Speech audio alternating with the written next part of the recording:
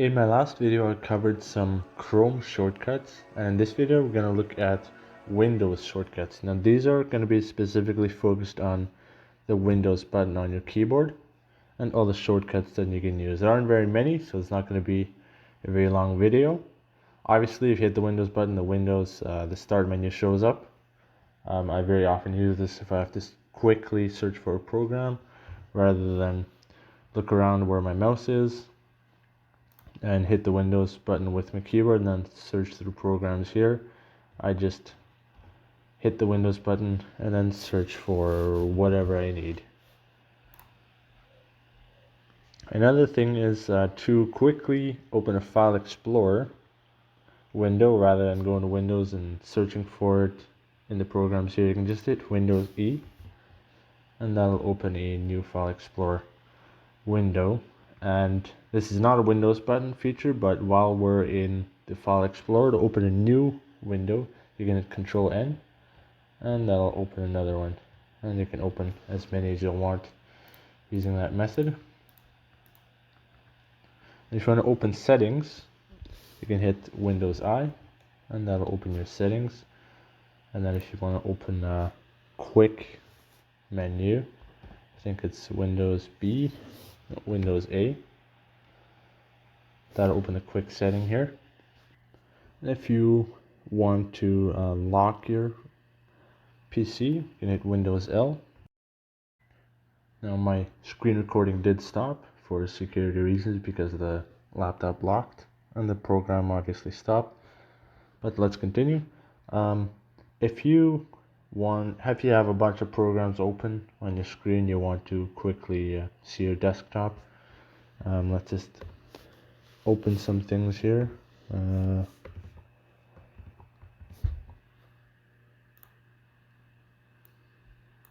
Just make some of these smaller so you can see that I actually have multiple windows open here. Now you can hit Windows M and that'll minimize all open programs and show you the desktop. And to maximize them, so to bring them all back, you hit Windows Shift M, which pretty much reverses it. And that's the case with a lot of shortcuts with the keyboard. If you hit whatever shortcut it is, if you add Shift to that, it'll often be the reverse. So in this case, you're minimizing, and then if you add Shift to that, you're maximizing. Another neat thing is for projecting. If you have another monitor connected and you want to change the projection settings, so say you have a monitor connected with the HDMI cable or the VGA cable, you can hit Windows P and that'll bring up the projection stuff here, and then you can hit Windows up and down to select whichever one you want, and then you just hit enter to select the one that is currently in focus. And if you hit Windows Control Q, that'll open Quick Assist if you ever need that, although that case is unlikely. And if you want to start Google Voice, or not Google, but voice typing, if you have to have a headset plugged in for this, you can hit Windows H and that'll start voice typing.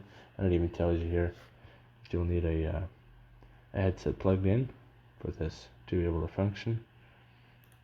And Windows S, open search if you want to quickly search for something, but you can also do this by just hitting Windows, and that search bar there is very similar, basically gets you the same results. And if you hit Windows Shift S, that'll take a screenshot of part of your screen, which I'm not going to do now because I'm recording. Just going to cover a couple more. If you find yourself in a situation where you have a bunch of stuff open, let's just open a bunch of windows, and you quickly want to peek at your desktop without having to minimize all this. There's two ways to achieve this. You can use your mouse and go all the way down into the right bottom corner, or you can hit Windows comma, and then you can let go of comma and just hold Windows as long as you hold it. you'll be able to see your desktop. As soon as you let go, all the windows will show up again. And if you want emojis, there's a neat way to get those. If you hit Windows period or dot, you get an emoji panel here. And if you have a search open or any kind of text field where you're inputting text, let's say we have a file explorer open. Let's just go into the search here. And now if you hit the Windows period, you get the emoji panel here, and you can click on whatever emoji you want here and put those in there. And then just one more thing, if you want to open a certain program that's pinned to the taskbar down here, let's just open a file. We have a bunch of file explorers open here, that's fine. You can hit Windows and then any numbers. So in this case, File Explorer is the third down, so hit Windows 3, and then that'll open all the program that's pinned to the taskbar in that certain position. And this will work for any program that's in the taskbar in the bottom. You can just hit whatever number it is, and that'll open that program. And that'll be it for this video.